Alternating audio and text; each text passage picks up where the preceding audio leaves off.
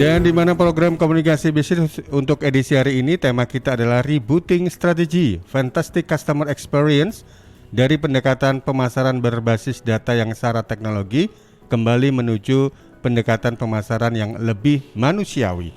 Anda bisa ikut serta dalam program ini di line telepon kami atau di WA kami di 0811 309 1009.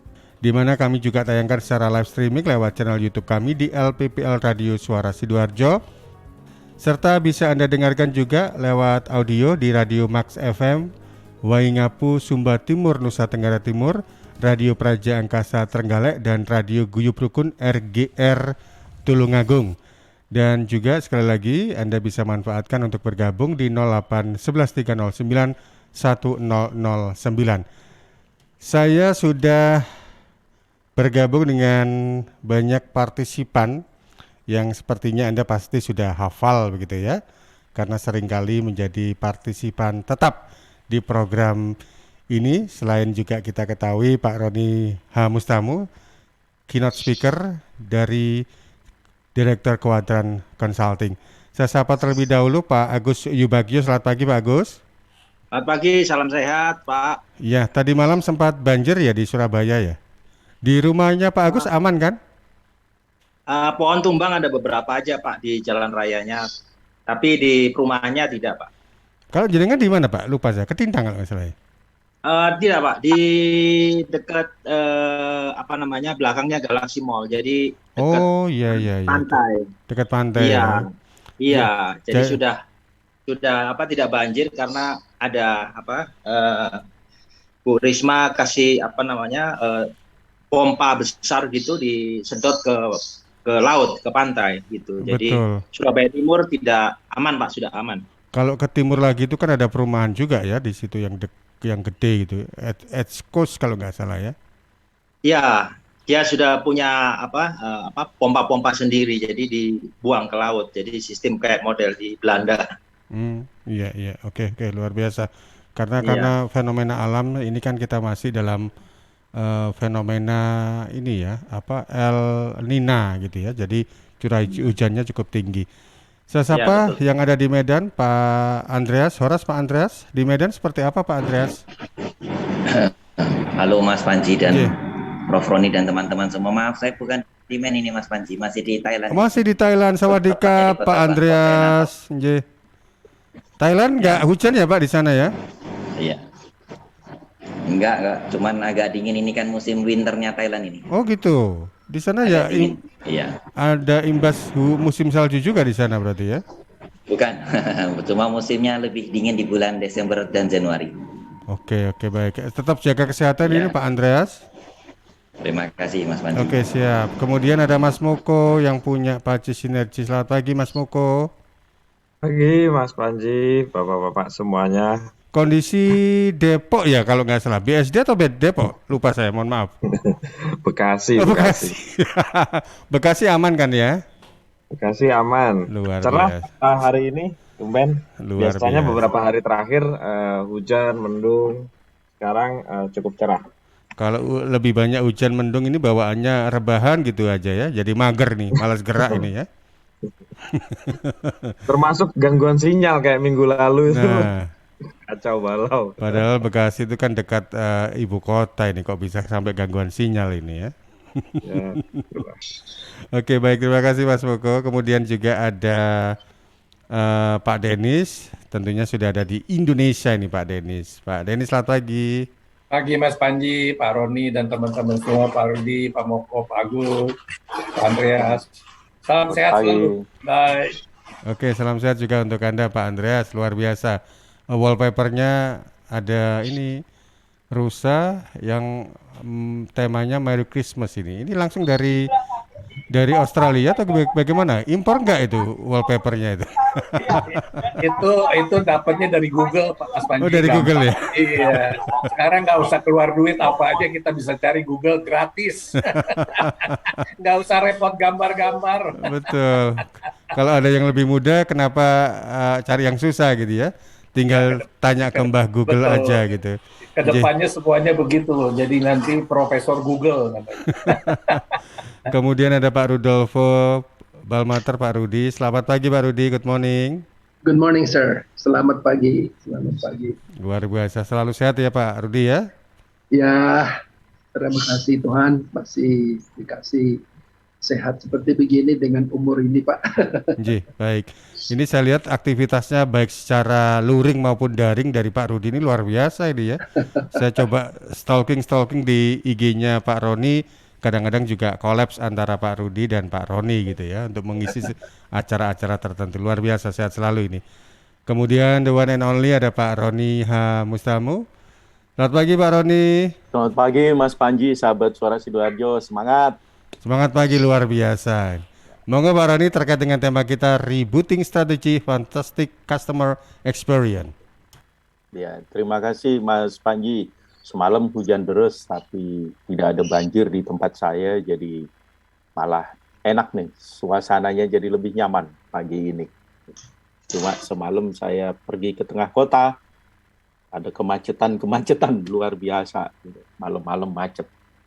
Baik, ke Mas Panji, sahabat Suara Sidoarjo, dimanapun Anda berada, di Waingapu, Sumba, Trenggalek, Tulungagung, izinkan saya mengucapkan, walaupun sedikit terlambat karena sudah lewat beberapa hari, selamat Hari Anti Korupsi Sedunia. Peringatan anti korupsi sedunia. Ini jadi penting karena Indonesia memang sedang memperbaiki diri supaya iklim bisnis lebih baik. Salah satu di antara tolak ukur yang sering menjadi keluhan adalah supaya kita ini terbebas dari praktek-praktek korupsi yang kadang-kadang tidak sengaja dilakukan karena dianggap sebagai kebiasaan. Adat istiadat begitu. Nah, jadi diingatkan terus-menerus. 15 kepala daerah dari 38 kabupaten kota di Jawa Timur ini sudah nginep di KPK. Jadi semoga tidak bertambah lagi. Ini luar biasa. Baik, terima kasih. Hari ini kita masih dalam kerangka 4 kali nanti kalau dimungkinkan pada bulan Desember ini kita bahas tentang reboot strategi dari beberapa dimensi begitu. Minggu lalu kita bicara tentang pengukurannya karena strategi kan sudah dibangun. Nah, hari ini kita bicara tentang implementasi apa yang sedang didesain oleh perusahaan, apakah Januari dan seterusnya akan bisa lancar, tapi dari sektor pemasaran. Seiring dengan makin kuatnya teknologi digital, artificial intelligence, dan sebagainya, maka adalah biasa ketika ahli-ahli pemasaran itu bicara tentang digital marketing yang kemudian nggak jauh-jauh amat dari kegiatan yang kita sebut sebagai data-driven marketing. Artinya proses pemasaran yang dikembangkan berbasis pada data besar, big data yang dikumpulkan sehingga kita bisa mengidentifikasi yang namanya perilaku. Ada yang namanya wisdom of the crowd. Kalau hari ini Anda lihat topik apa yang paling banyak dicari orang di dalam Google Search, maka Anda akan berpeluang bisa sukses ketika bisnis Anda adalah jawaban atas topik itu. Jadi ini kita kenal sebagai wisdom of the crowd. Ketika semua orang banyak melakukan hal itu, maka dianggap baik. Data driven ini artinya semua data besar itu diolah, dimaksimalkan untuk proses pengambilan keputusan, sehingga kita bisa tahu orang Surabaya itu seleranya apa, orang Sidoarjo seleranya apa, orang Tulungagung kalau belanja itu hari apa, kira-kira belanjanya apa yang paling banyak, orang Jakarta itu kalau weekend membuang waktunya ngapain? Orang Bekasi itu kalau malam mingguan di mana? Dan apa yang itu bisa muncul sesuatu yang sangat menarik. Dan ini berangkat dari semua data yang diambil dari perilaku konsumen dalam mengkonsumsi produk barang atau jasa atau dalam mencari. Sekarang banyak yang melakukan pembelanjaan online, melakukan dari ojek online ya, apapun brandnya, Di situ kan juga kita bisa pesan makanan, misalnya contoh, itu bisa muncul kemudian apa-apa yang kita mau. Tapi ada sedikit persoalan yang akhir-akhir ini muncul dari data-driven marketing. Kesannya one way. Dari provider kepada calon konsumen. Dari produsen kepada calon konsumen. Satu arah. Seakan-akan ditetapkan oleh mereka bahwa inilah gaya kita. Nah, padahal sekarang ini seiring dengan perkembangan teknologi, manusia itu punya kebiasaan yang unik. Kalau nggak ada teknologi, cari-cari teknologi. Kalau semuanya sudah high-tech, semua teknologi nempel dalam kehidupannya, tiba-tiba nanya, kok nggak ada seninya ya? Jadi saya bisa rasakan sendiri, saya pernah mengajukan satu pertanyaan dalam diri saya, karena dulu saya tiap tahun itu satu kali lah, selalu ikut outbound, sengaja. Saya ikut itu supaya saya juga fresh dan dapat gagasan-gagasan baru, outward bound. Biasanya saya ke Bali. Believe it or not, percaya atau tidak, biaya untuk satu malam tidur di tenda-tenda yang kayak tendanya anak pramuka yang SD lagi, yang kecil-kecil gitu, dengan diberi kompor kecil, terus diberi bahan-bahan sayur-sayur, suruh masak sendiri, suruh motong sendiri, masak sendiri, itu sama dengan kalau di Surabaya, saya satu malam menginap di Hotel Bintang 5. Yang pagi sudah ada pilihan menu makanan yang bisa saya pilih dengan enak, tidur itu nyenyak, selimutnya asik begitu ya, tempat tidurnya empuk, gitu. Kamar mandinya keren. Kalau di sana, saya waktu itu kehujanan, gitu. Kehujanan dan sebagainya. Tapi ini kan yang namanya pengalaman. Saya mau membayar mahal untuk memperoleh pengalaman-pengalaman itu dalam rangka mencapai hal yang lain. Nah, ini yang disebut sebagai pengalaman, yang kita kemudian menyebutnya sebagai experiential marketing kalau dalam kaitan dengan pemasaran. Disebut juga customer engagement, jadi engagement marketing. Disebut juga event, disebut juga live. Yang intinya adalah setiap orang itu berkesempatan untuk memperoleh pengalaman. Apakah itu pengalaman mencoba produk barang atau jasa, misalnya kita selenggarakan workshop. Gampangnya begini, kalau Anda jualan bunga, bikin workshop untuk merangkai bunga. Kan kira-kira begitu. Sehingga orang punya pengalaman memegang produk Anda, bagaimana cara memanfaatkan dan sebagainya. Bisa juga dalam pameran-pameran, kalau biasanya alat elektronik ya, televisi, laptop, handphone, itu pameran menjadi sangat penting karena orang kemudian merasakan.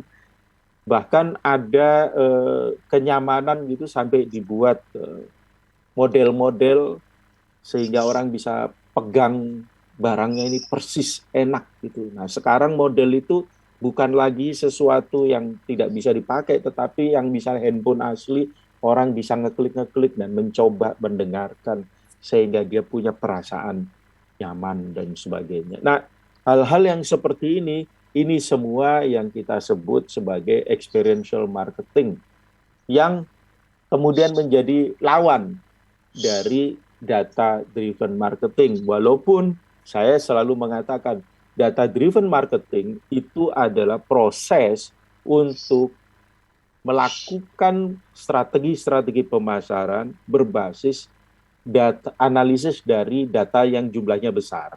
Namun dalam pelaksanaannya sebetulnya bisa juga menggabungkan data-driven marketing ini dengan experiential marketing yang kita mengenal dengan berbagai istilah yang tadi saya jelaskan begitu ya. Ada yang namanya event marketing, ada menyebutnya live marketing, ada menyebutnya bahkan loyalty marketing, participation marketing, gitu. Boleh disebut apa saja karena intinya adalah engagement. Nah, sekarang pertanyaan, workshop bisa juga dalam bentuk boleh nih megang-megang, merasakan. Kadang-kadang ada yang namanya event pop gitu kan. Jadi melakukan katakanlah instalasi seni, kita melakukan basar, Saya masih ingat teman-teman saya setahun satu kali melakukan basar. Basar itu mengundang para pelaku usaha, modelnya artisan gitu. Atau ada yang pernah dilakukan oleh salah satu perusahaan minuman berkarbonasi yang kita sebut sebagai single person event. Orang diarahkan untuk pergi ke vending machine, ke mesin penjual minuman berkarbonasi itu, tetapi dalam proses menuju ke sana itu bisa muncul pengalaman-pengalaman yang lucu, pengalaman-pengalaman yang unik karena meniru filmnya James Bond, gitu. Sehingga orang merasa ada sesuatu yang dia akan ingat.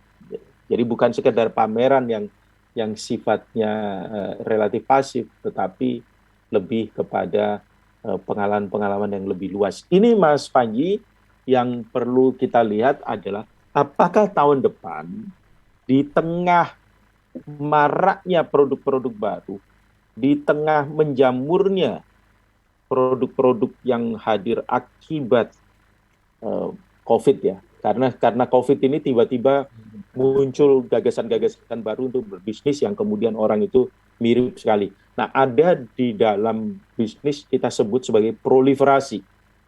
Proliferasi itu menjamur dalam waktu yang pendek, semua produknya sama. Nah, di sana dampaknya adalah menjadi berbeda saja jadi nggak cukup. Bagaimana caranya supaya kita bisa bermakna? Gampangnya, bagaimana orang tahu supaya produk saya bermakna? Saya beri satu contoh, 2 minggu yang lalu ada kiriman video, saya lupa apakah dari Pak Denis atau dari siapa itu ya, pokoknya tentang mobil elektrik dari RRT. Nggak ada di Indonesia. Mobilnya keren banget, seperti mobil-mobil Eropa begitu. Tapi disebutkan di Shanghai itu harga jual on road-nya $3.000. Nah, kalau $3.000 kan lebih kurang 45 juta. Saya bayangkan, kalau pemerintah Indonesia bisa memberikan insentif seperti ini dan masuk Indonesia produk seperti ini, insentif dalam arti pemotongan pajak, nggak perlu 300%, maka mungkin mobil-mobil yang berbasis fosil itu akan hilang karena orang akan pindah ke mobil elektrik begitu. Tapi pertanyaan, seberapa percaya orang dengan mobil elektrik ini? Karena dulu pernah ada orang menteri naik mobil elektrik nabrak tiang listrik, gitu ya. Jadi orang cari nih apa? Nah, maka di situ ada yang namanya test drive. Silakan orang coba dan sebagainya. Sama seperti penjualan mobil-mobilnya, lakukan test drive. Maka Anda akan merasakan bisa masuk interiornya seperti apa dan sebagainya. Atau kalau nggak test drive, di dalam pameran dibuka, orang boleh masuk, boleh merasakan, melihat seperti apa. Kalau dinyalakan, nggak ada suaranya yang aneh-aneh, nggak ada polusinya. Nah, ini sesuatu yang bakal menarik begitu. Nah, hal-hal yang seperti ini, Mas Panji, terutama pada produk baru yang belum dikenal oleh orang, yang nggak punya pengalaman, maka experiential marketing menjadi jauh lebih penting dari sekedar kita mengambil keputusan berbasis data dan angka, walaupun itu big data, walaupun itu berasal dari wisdom of the crowd. Terima kasih Mas Panji. Baik, terima kasih Pak Roni. Kalau semakin ke sini memang keinginan orang untuk memiliki mobil elektrik atau EV itu semakin tinggi ya. Ini siap-siap pengusaha SPBU dan pengusaha bensin eceran gulung tikar ini. Pak Denis, ganti jadi station untuk ngecas listrik. SPBE. Tinggal dicari aja teknologi fast charging, kalau bisa 5 menit selesai kena charge penuh itu secara psikologis akan menggantikan waktu tunggu orang mengisi bensin penuh di tangkinya. Iya, betul. Jadi, kalau nggak salah di forum ini juga Pak Denis itu menyampaikan begini, ketika ngisi hampir membutuhkan waktu setengah jaman gitu ya. Orang kan harus keluar cari makan atau beli kudapan atau minum kopi. Ini kan kalau dihitung-hitung ongkosnya lebih gede, sama juga dengan kita keluar biaya untuk beli bensin atau premium yang fosil itu. Monggo Pak Denis. Ya, baik Mas Panji, Pak Roni, terima kasih sekali penjelasannya. Nah, karena Pak Roni ngomong mobil listrik, saya paling suka nih, jujur aja ya. Nah, saya jadi ingat beberapa hal. Yang pertama, ini mirip fenomena apa? Telepon itu loh, yang koin yang ada di pinggir jalan. Sebelum mobile phone keluar, ya. Sekarang hampir-hampir sudah tidak ada telepon yang di pinggir jalan yang pakai koin itu mungkin, atau nggak tahu lah sekarang apakah bisa. Tetapi yang lucu di Australia itu masih ada ternyata. Nah, ini jadi kadang-kadang Indonesia tuh jauh lebih maju ya. Itu yang pertama. Yang kedua, tadi Pak Roni katakan $3.000, itu saya jadi teringat kalau Pak Roni ke Australia atau Pak Rudi atau Pak Moko atau Pak Agus atau Pak Andres ke Australia beli gantungan kunci yang ada merek Sydney kah atau apa, itu you believe it or not, $1 satunya, beli 10 berarti $10 dikasih 2, jadi $10 dapatnya 12.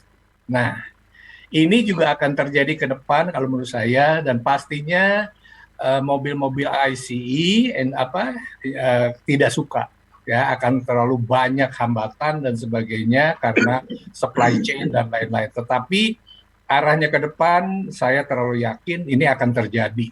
Seberapa cepat tidaknya saya nggak bisa tahu, nggak bisa prediksi, tetapi nantinya barangkali mobil-mobil itu menjadi satu hal yang komoditi murah aja ke depannya ya, dan saya rasa sekarang ini seperti Toyota udah kerjasama dengan BYD dan sebagainya ya. Jadi suka nggak suka, tadi Mas Panji juga mengatakan mengenai pompa bensin dan sebagainya ya, itu akan shifting, tapi tetap bisnis akan muncul yang baru saya rasa. Itu aja tambahan dari saya. Terima kasih Pak Roni, Pak Panji. Baik, terima kasih Pak Denis. Saya geser ke Pak Rudi Balmater. Moga Pak Rudi. Good morning to everyone. Thanks Profesor Roni. The topic yang di-share pada saat ini adalah rebooting strategy. Nah, ini dari pengamat saya, at least ada semacam difference on customer service and customer experience. Nah, para pengusaha sebenarnya harus memfokus sekarang on nilai-nilai yang didapat dari customer experience. Tadi ada contoh-contoh mengenai how do we move to electric, mobil, etc. Tapi menurut saya sih pada pengusaha, supaya kita bisa memaintain the loyalty of the customer, kita harus menelaah mengenai cara hubungan dan quality of our relationship with the customer. Traditionally ada yang beberapa kriteria bagaimana customer service bisa didapat. Number 1, fast, quality, cheap, user friendly, dan yang lain-lain. Tapi sekarang that is the definition of customer service. Nah, sekarang untuk mempertahankan loyalty daripada customer, apakah you dalam bidang restoran business atau another form of service, harus melihat bagaimana the experience, pengalaman dari customer, the emotional impact of your relationship, dan ini harus merubah. Dengan new technology sekarang harus teliti kembali apa yang akan mempercepat dan juga memperbaiki our hubungan dengan para customer. Saya sebagai konsultan today, banyak customer saya tidak boleh ketemu sebab kita ada health protocol. Tapi dengan digital information ini, kita masih tetap ada namanya tadi yang engagement. Kita selalu menghubungi customer untuk mendengar apa keluhan-keluhan mereka dan bagaimana kita bisa membantu mereka. So, the technology today adalah salah satu tool untuk kita mengerti dan memahami kebutuhan daripada customer. So, ini hanya satu perubahan yang kita harus miliki pada saat ini untuk menghadapi tantangan dengan tahun 2022. Selamat. Thank you very much Pak Panji, ini sharing kepada saya. Baik, terima kasih Pak Rudi. dan juga tadi kesempatannya untuk Pak Denis juga. Sebelum nanti dengan Pak Agus, lalu ada Pak Andreas dan juga Mas Moko, saya mohon izin dulu untuk kita break sejenak. Kita ikuti beberapa pesan berikut ini.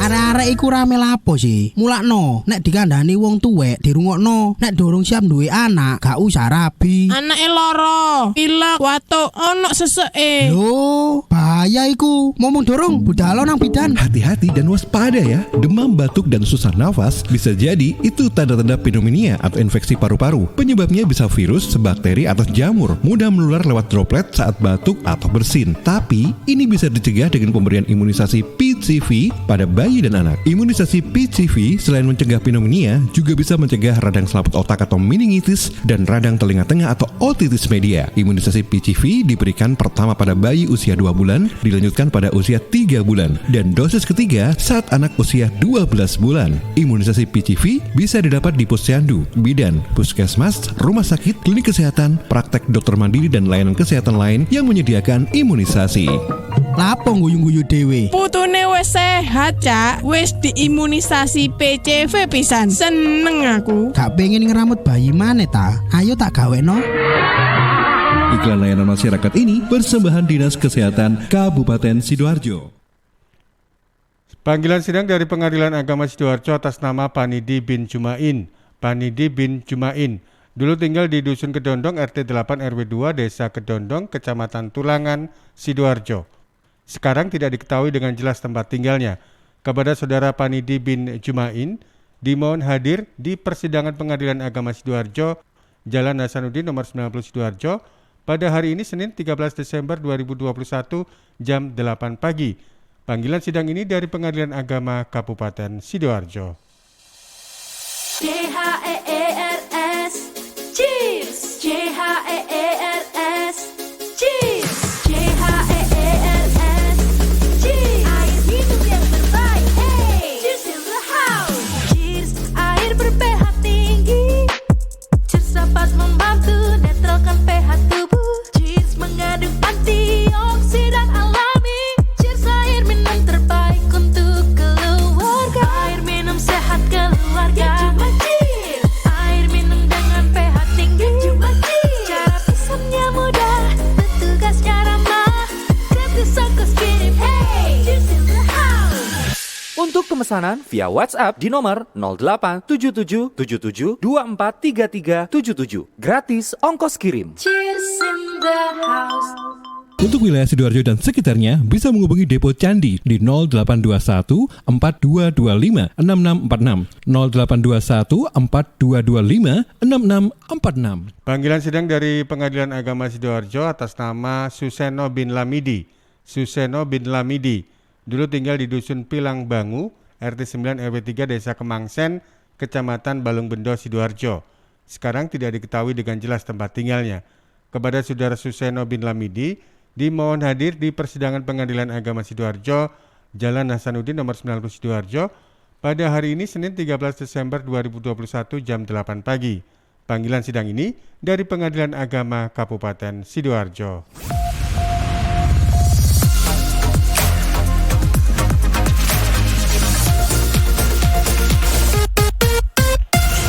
Baik, kita masuk di paruh yang kedua untuk program komunikasi bisnis. Tema yang diangkat di kesempatan pagi hari ini adalah Rebooting Strategy Fantastic Customer Experience dari pendekatan pemasaran berbasis data yang syarat teknologi kembali menuju pendekatan pemasaran yang lebih manusiawi. Saya coba geser ke Mas Moko. Mas Moko yang juga kita ketahui sebagai pakar IT. Mas Moko, apakah Bekasi lagi error sinyalnya? Mungkin ada kendala juga ini. Ya, masuk. Ya. Maaf. Silakan Mas Moko. Dari pendekatan pemasaran yang syarat teknologi kembali ke manusiawi. Nah, kalau dari perspektif Anda seperti apa ini? Ya, kebetulan saya lagi nempelin klinik bicara tentang customer, kebetulan kemarin ownernya juga cerita tentang hal yang mirip-mirip dengan topik kita pagi hari ini. Jadi dia cerita bagaimana untuk meretain customer. Salah satu persoalan yang dihadapi adalah ini ada dua elemen admin sama elemen dokter. Untuk elemen dokternya ternyata masih ada juga teman-teman dokter yang praktek di klinik itu masih belum menerapkan bagaimana customer engagement yang baik. Jadi relatif normatif atau datar, jadi periksa pasien terus habis itu selesai. Lalu kadang-kadang yang suka bikin pasien jengkel adalah dokter ini suka jump to conclusion. Kadang-kadang suka begitu terjadi. Nah, itu sudah bisa diperbaiki sedikit demi sedikit. Tapi yang menarik adalah di bagian adminnya ini yang sudah lebih baik dengan pendekatan teknologi, menyapa pasiennya, kemudian appointment-nya juga diatur dan segala macam. Customer engagement-nya sudah jalan. Yang hilang dari proses itu adalah si owner ini menyadari customer feedback.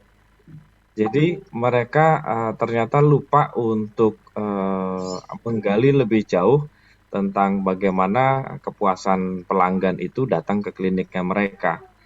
Dan saya pikir dari diskusi itu saya juga jadi ikutan belajar.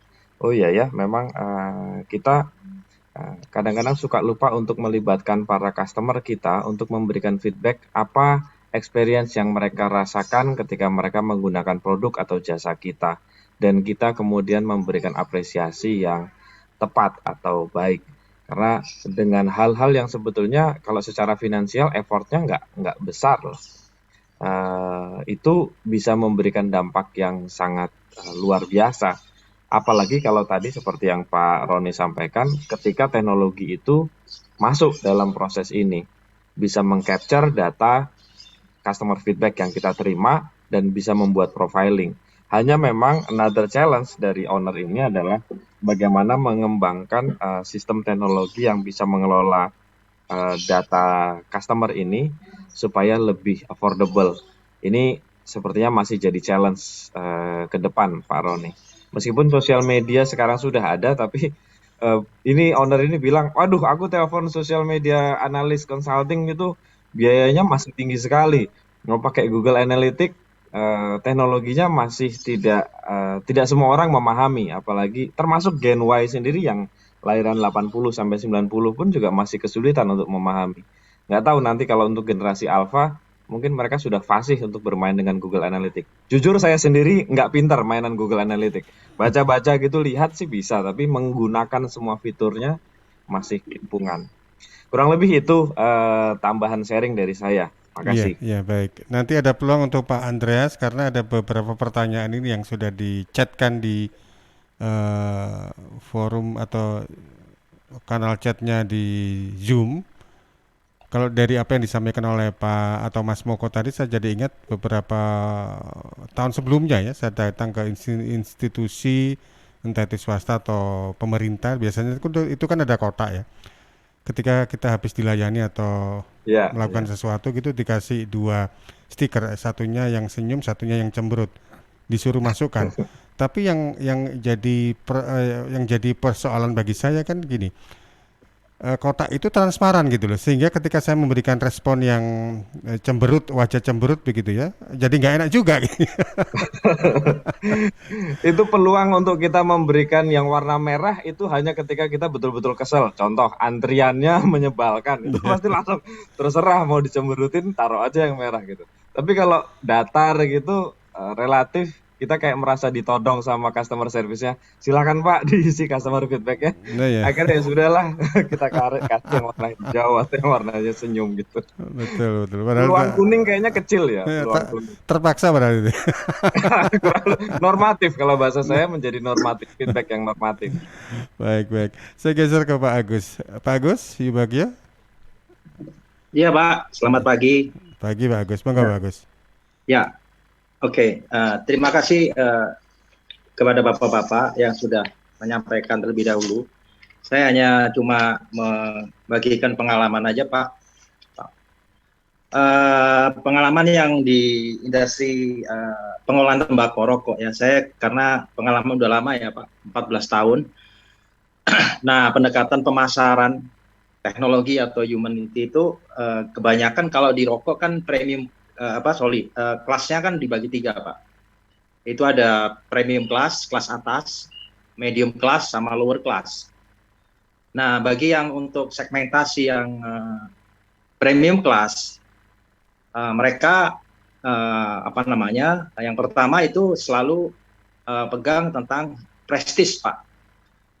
Kemudian yang kualitas daripada produk itu sendiri, rasanya enak, gurih dan lain sebagainya. Nah, yang ketiga itu pasti loyal Pak terhadap produk itu. Loyal dalam artian kalau panjenengan mau merokok di Samsu untuk SKT, sigaret kretek tangan, maka diberikan rokok misalnya Jarum 76, misalnya Pak, itu tetap aja Bapak merokok yang produk yang sebelumnya. Nah, yang ketiga, yang terakhir adalah harga. Bagi yang premium class, harga itu nomor yang terakhir Pak. Berapapun harga itu tidak masalah bagi dia, karena menurut dia harganya masih relatif murah, di bawah 50.000 per pak. Jadi nggak masalah, sesuai dengan riset ya Pak. Riset di divisi marketing yang menggunakan digital research. Yang kedua adalah premium class. Premium class ya prestis. Yang kedua harga Pak tentunya. Ini yang untuk yang para eksekutif medium class ya Pak. Kemudian stylish, dan rokoknya harus di mana-mana. Yang terakhir adalah lower class itu tentang harga Pak, harga murah. Harga murah Pak. Jadi barang ada di mana-mana, di kelontong, di toko, di desa-desa itu ada semua. Yang terakhir kualitas itu, kemudian loyalitas. Dia lower class rokok bisa merokok dengan berbagai jenis merek rokok. Jadi agak sedikit berbeda dengan produk-produk industrial yang lain yang unik, yaitu di rokok itu adalah mereka yang pertama itu nyandu Pak ya, karena itu kemudian nyandu terhadap nikotin ya mesti harus rokok. Walaupun kondisi saya lihat teman-teman kondisi pandemi ini rokok mesti naik omsetnya Pak. Tidak ada pengaruh sama sekali. Dari Sabang sampai Merauke tidak terpengaruh sama sekali. Ini pengalaman fakta berbicara. Yang kedua, mereka ada di rumah terus selalu merokok Pak. Baik itu dia aktif maupun dia pasif. Mau yang stres maupun yang aktif dia merokok pasti Pak. Mau yang di online mau di offline tetap merokok. Di mana-mana merokok Pak. Dan yang paling unik adalah pendekatan promosi yang dilakukan oleh para pengusaha sekarang menggunakan pendekatan yang humanity Pak. Jadi yang dikatakan Pak Rudi tadi perilaku. Pak Roni bilang perilaku konsumen yang Bapak tahu di industri orang rokok itu kan pakai batang Pak. Beli bungkus, ambil batang, pakai korek. Sekarang kan ada alternatif pakai vape Pak, yang pakai rokok elektrik itu, yang diisi ulang itu Pak. Nah itu perilaku konsumen di industri rokok. Nah beberapa tahun saya membandingkan antara yang konvensional dengan yang menggunakan rokok dengan rasa pakai vape, pakai elektrik isi ulang cairan itu Pak. Itu ternyata 5 tahun belakangan ini itu tidak memberi kontribusi apa-apa terhadap industri rokok bagi para pengusaha. Yang terbanyak justru yang batangan, yang konvensional itu Pak. Jadi mengenai cita rasa, harga itu tidak masalah bagi orang Indonesia karena harganya masih murah Pak dibandingkan dengan produk-produk lain, apalagi menggunakan mobil yang listrik ya. Tetapi rokok ini sampai mungkin nggak tahu saya masih dibutuhin oleh pemerintah karena memang memberikan kontribusi APBN yang cukup besar, ratusan triliun. Jadi kesehatan itu mungkin nomor yang terakhir. Tetapi big money bagi pemerintah menjadi kontribusi yang paling besar, sehingga ya dibiarkan tetapi dikendalikan oleh pemerintah. Jadi sekarang untuk asing untuk ambil alih mendirikan perusahaan sudah tidak diperbolehkan lagi kecuali mengakuisisi perusahaan-perusahaan yang sudah listed di bursa efek seperti Philip Morris ambil Sampurna, British American Tobacco ambil alih Bentul, kemudian Japan Tobacco membeli alih Karya Debia Merdeka afiliasi dari GG, kemudian yang terakhir tempat kami yang dulu bekerja di perusahaan salah satu di Pandaan itu diambil oleh perusahaan BUMN rokok di Korea, KTNG dengan merek SC. Jadi sudah ada 4-5 besar perusahaan rokok dunia masuk di Jawa Timur, Pak. Sehingga kalau menurut saya tetap aja bahwa yang dikatakan Pak Rudi, customer relationship, Pak. Jadi masih senantiasa pendekatan itu selalu menjadi pertimbangan daripada para perilaku konsumen untuk menentukan arah dari visi-visinya dari perusahaan. Baik, Pak Agus. Saya rasa itu, Pak. Terima kasih, Pak Agus. Tapi yang menarik kalau saya kutip dari Detikcom, ini di New Zealand Selandia Baru itu tahun 2022 rencananya akan stop rokok. Ini bisakah ditiru oleh Indonesia? Ini yang jadi pertanyaan besar ya. Saya geser ke Pak Andreas. Pak Andreas, terkait dengan yang Anda tanyakan sekaligus Anda sampaikan. Monggo Pak Andreas. Pagi Prof. Roni, saya mohon pendapatnya. Berhubung saya melihat di sini banyak sekali bantuan pemerintah termasuk usaha-usaha sosial dan usaha perkulaan di Chinatown berbeda jauh dengan yang ada di Indonesia, khususnya di Kota Medan. Contoh, pada saat saya mengajukan sertifikasi halal itu mesti berbayar. Tapi kalau di Universitas Chulalongkorn malah bisa dapat gratis. Jadi sebab itulah saya ke Thailand untuk minta bantuan mereka, terus terang aja. Selain itu, walaupun misalnya bukan tanpa sertifikasi ya, di Kota Medan itu ada traveling untuk para turis. Dibandingkan dengan traveling yang ada di Kota Bangkok ini beda jauh. Bukan hanya dalam segi kualitas, tapi juga kuantitas yang mesti dikunjungi itu beda jauh. Karena ini mendapatkan bantuan pemerintah. Apakah ada solusi supaya Indonesia yang negaranya besar dan maju sudah masuk G20 bisa berkembang lebih baik dibandingkan dengan Thailand yang relatif jauh lebih kecil? Terima kasih, Prof. Baik, Pak Roni nanti bisa ditanggapi karena saya bacakan juga pertanyaan yang sudah masuk lewat WA di 0811 309 1009. Ini dari tweet Gege Ramadan. Branding produk dengan pendekatan buy one get one itu sebenarnya rugi atau untung, Pak, dari segi bisnis? Kemudian yang sekarang lagi rame itu kan setiap kembar tanggal dan bulan selalu ada embel-embel belanja online nasional. Jadi di situ ada momen seller untuk jualan potong harga. Apakah momen-momen seperti itu nanti bisa istilahnya kita minimalkan keuntungan untuk kita bisa dapatkan keuntungan yang lebih gede dengan ikut-ikut momen seperti itu, kira-kira efektif tidak? Baik, terima kasih untuk Gege Ramadan. Kemudian juga siapa tadi? Syana Raya ya. Monggo Pak Roni tanggapannya, Pak. Terima kasih Mas Panji, terima kasih Pak Andreas. Pak Andreas, sejak bulan September 2021, Kementerian Agama punya program untuk UMKM sertifikasi halal gratis. Tapi memang ada syaratnya adalah tidak pernah dan tidak sedang memproses sertifikasi halal, baik sendiri maupun yang dibiayai pihak lain.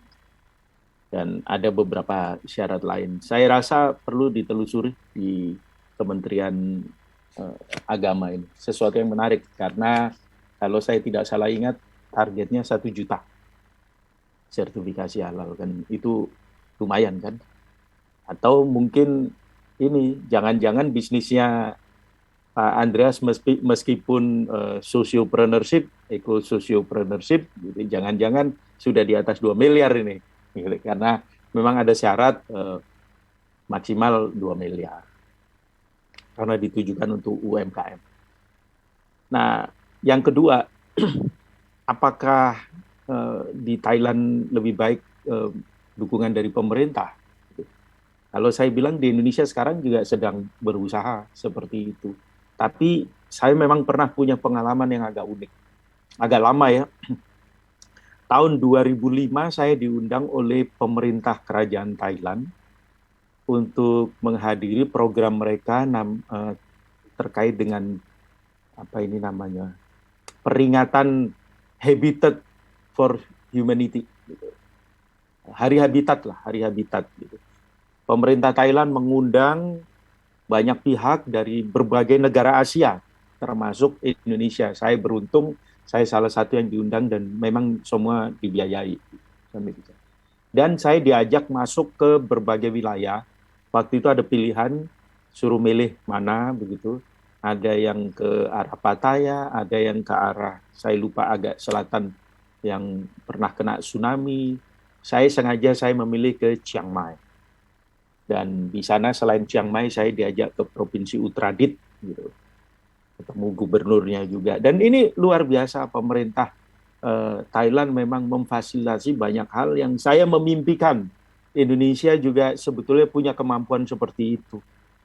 Meskipun tahun 2005, mari kita bayangkan. 2005 kan 16 tahun yang lalu. Itu pemulung, penjual asongan pun bisa punya rumah. Bukan bermimpi saja. Waktu itu standarnya seperti Perumnas kita, rumah sehat, 1 lantai, di atas tanah begitu ya, jadi bukan rumah susun. Luasnya 36 meter persegi, memang modelnya hall, artinya hanya dibuat satu bangunan, 36 meter persegi, nggak ada sekat-sekatnya. Lantainya itu nggak pakai keramik gitu ya. Jadi setelah semen itu terus diberi seperti plastik gitu loh, yang gambarnya keramik, gambarnya tekel gitu ya, supaya jadi kelihatan ada lantainya gitu. Tapi sehat, rumah sehat bener, terbuat dari bahan-bahan yang sangat sehat, dan lebar jalannya juga menurut saya sangat bagus, artinya mobil bisa lewat begitu masing-masing. Dan ini adalah milik pemulung. Mereka diminta mencicil 1 hari pada tahun 2005, kalau saya rupiahkan itu lebih kurang Rp6.500 per hari. Dan setelah, saya agak lupa ini, kalau tidak 7-9 tahun, rumah itu akan jadi milik mereka. Jadi mereka mencicil. Kebayang nggak kalau di Indonesia nggak usah pakai rumah yang landed house, tetapi yang flat, yang apartemen begitu, yang rusun. Itu kalau orang disuruh mencicil saat ini kita buat 10 kali lipatnya aja, atau disuruh nyicil 100.000 aja lah. Gitu. Kira-kira relatif 15 kali lipatnya, 100.000 per bulan, terus 7 atau 9 tahun itu jadi milik pribadi, akan luar biasa. Dan itu kejadian di Thailand. Memang semua difasilitasi oleh negara. Gitu. Kita belum sampai di tahap sana, tapi di Jakarta pernah ada program semua yang nggak punya rumah bisa di rumah susun dengan sewa yang bersubsidi luar biasa. Saya nggak tahu masih jalan apa enggak. Nah ini Andreas, jadi memang ada hal-hal yang bisa dilakukan, ada hal-hal yang masih belum. Terkait dengan lingkungan, wisata lingkungan segala macam, memang Thailand lebih advance ya, bagus begitu. Bahkan menurut saya kesehatan, kita perhatikan aja bule nggak akan sakit perut kalau beli buah di pinggir jalan. Kenapa? Karena yang memotong buah selalu menggunakan sarung tangan karet, dan tangan yang dipakai untuk menerima uang itu bukan tangan yang dipakai untuk memegang buah itu. Dan ini sesuatu yang menurut saya agak berbeda kalau di kita ini, keyakinan aja gitu. Habis megang-megang makanan terus terima uang, kasih kembalian, terus megang-megang makanan lagi tanpa cuci tangan dan tanpa menggunakan sarung. Ini perlu belajar lah gitu. Karena itu banyak bule kan mengeluh kalau ke Indonesia terus sakit perut ketika makan, karena ada hal macam-macam. Baik, sekarang saya masuk yang ke Pak Ramadan tadi kalau nggak salah ya. Buy one get one. Buy one get one itu adalah bagian dari proses promosi yang arahnya sebetulnya untuk memberikan customer experience. Saya beri satu contoh saja. Kalau Anda beriklan dengan harga yang sangat mahal di televisi, belum tentu dilihat oleh saya, belum tentu dilihat oleh Pak Denis, belum tentu dilihat Pak Rudi, belum tentu dilihat Pak Moko. Kenapa? Karena untuk menonton iklan itu kita mesti janjian di TV. Pada jam berapa, menit ke berapa, detik ke berapa iklannya muncul. Dan itu mahal. Kedua, kalau Anda billboard itu atau LED itu harganya luar biasa. Saya masih ingat billboard itu di Surabaya aja sekian tahun lalu ada yang 1,2 miliar kalau kita mau pasang di sana per tahun. Nah, bayangkan sekarang anggaran pemasaran seperti itu, katakanlah misalnya 10 miliar atau 12 miliar, 10 miliar lah misalnya. 10 miliar kita siapkan anggaran untuk pemasaran, tapi tidak digunakan untuk pasang billboard. Kita bagikan itu dalam bentuk digital kupon yang nilainya 20.000 diskon untuk produk kita kepada siapa saja. Nah, Anda akan mengatakan bahwa, Pak, kan keluar biaya tuh, enak tuh orang dapat diskon, kan saya jadi nggak untung. Jangan lupa, Anda juga nggak pasang iklan. Tetapi akibat orang tadi dapat diskon 20.000, dia jadi kepingin mencoba. Kalau harganya 40.000, diskon 20.000, 50%. Kalau 30.000 dapat diskon 20.000, maka ada 10.000 saja bayarnya dia. Sehingga dia kemudian melakukan transaksi. Bisa juga dihitung menjadi buy one get one. Tapi ada transaksi. Nah, akibat transaksi orang mengalami. Dia bisa merasakan produk Anda. Jangan lupa ya, membuat orang tahu produk barang jasa Anda itu mudah. Sangat tidak sulit. Tapi membuat orang mau action mencoba produk barang dan jasa Anda di tengah menjamurnya tawaran yang ada, itu sulitnya luar biasa. Jadi ketika Anda memberikan peluang buy one get one, itu orang akan mencoba. Ada experience di sana. Sehingga bisa terjadi. Jadi ini istilah saya memindahkan mata anggaran dari sebuah kegiatan promosi ke arah pengalaman. Gitu. Nah, demikian juga dengan setiap bulan, kalau 11 kemarin itu 12 gitu. Itu dilakukan untuk belanja online ya betul sama. Tujuannya sama persis untuk itu. Jadi ini soal memindahkan saja, tetapi ada keuntungan yaitu customer experience. Sehingga orang kemudian bisa mengambil langkah. Tapi di sini ada masalah besar. Ketika orang mencoba produk barang atau jasa Anda pertama kali, Anda harus memastikan kesannya sangat baik. Jangan sampai tidak baik, karena respon terbesar dari orang Indonesia adalah diam dan tidak pernah kembali belanja di tempat Anda. Kira-kira itu Mas Panji, terima kasih. Iya, Pak, baik. Pak Roni, dari tema yang kita angkat atau yang Pak Roni angkat dari Rebooting Strategy, Fantastic Customer Experience, ada closing remark yang ingin disampaikan. Monggo Pak Roni. Terima kasih teman-teman para pelaku usaha. Data-driven marketing itu bagus karena akan memberikan Anda insight bahkan sangat detail. Persoalannya adalah bagaimana memastikan keputusan-keputusan yang Anda ambil berdasarkan data-driven marketing itu bisa betul-betul ditangkap, dirasakan oleh calon pembeli atau calon pelanggan, dan Anda bisa mendapatkan feedback dari calon pelanggan itu. Karenanya engagement dengan customer atau pelibatan customer itu menjadi sangat penting. Kita secara populer sering menyebutnya sebagai experiential marketing. Orang mengambil pengalaman-pengalaman sehingga dia kemudian bisa punya persepsi, kesan yang sangat baik tentang produk, barang, dan jasa Anda. Saya pesankan hanya satu, pastikan itu bukan sekedar apa yang ada di permukaan, bukan sekedar karena ini lagi pameran diberikan yang terbaik gitu, tapi dalam keseharian lakukan yang terbaik. Untuk mengukur kualitas, salah satu kalau di toko itu paling asik sewalah ghost customer, orang yang memang dibayar, diberi surat gitu, suruh dia belanja di sana sehingga dia akan Anda minta dia untuk isi atau Anda wawancarai gitu bagaimana pengalaman belanjanya dia. Bahkan kalau Anda mau bicara keamanan, suruh nyuri juga nggak apa-apa. Kalau ketangkep security, suruh dia berikan surat yang dari Anda tadi. bahwa memang dia ditugaskan untuk menguji sistem. Nah, ini akan menjadi sangat baik sehingga Anda bisa dapat 360 derajat lah tentang bagaimana memasarkan produk. Terima kasih, Mas. Baik. Terima kasih Pak Roni. Terima kasih juga untuk Pak Rudi. Terima kasih untuk Pak Agus. Terima kasih untuk Pak Andreas, Pak Denis, dan juga Mas Moko untuk kesempatannya ya. Semoga di tahun 2022 kita akan semakin sukses dan berjaya. Sampai jumpa, salam sehat semuanya. Terima kasih Mas Panji, Pak Roni, Terima kasih. Salam sehat, I love you all. Salam sehat.